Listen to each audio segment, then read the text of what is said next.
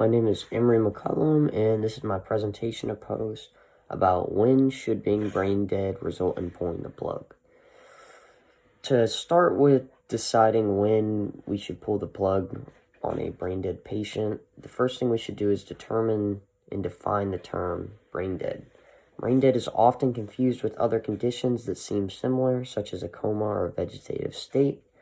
Brain dead is the irreversible cessation of all functions of the entire brain, including the brainstem. A person who is brain dead is dead with no chance of revival. A coma is a state of profound unresponsiveness as a result of severe illness or brain injury. Patients in a coma do not open their eyes or speak. They do not exhibit purposeful behaviors, and some patients need ventilators while others do not. Doctors sometimes place patients in medically induced comas to give their brains some time to heal. In general, comas last just a few days or weeks. Patients either die or regain consciousness, or in some cases progress to a vegetative state. A vegetative state is a person has depressed consciousness, a brainstem function, and can breathe without support. Patients in a vegetative state may respond to pain or loud sounds, go through sleep-wake cycles, and exhibit involuntary motions. A person in a vegetative state for more than a year is considered to be in a permanent vegetative state with extremely low chance of recovery. The next part of my presentation post on when should being brain dead result in pulling the plug is the stages of being brain dead. The first stage is a coma. Second is an absentee of the brainstem reflexes.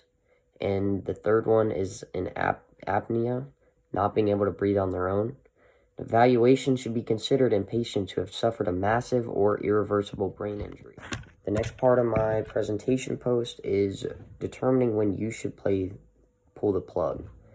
In my opinion, considering most people who are brain dead are organ donors, I believe that it is more important to save a life with organ donation, so that way as one life ends, another can continue.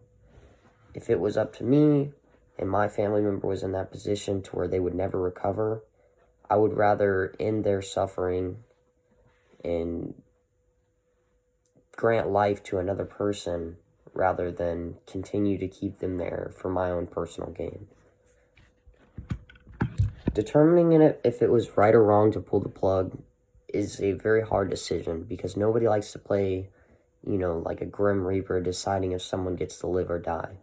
But what you have to understand is whenever someone's been determined brain dead by professionals, it means that they're truly not here with us anymore.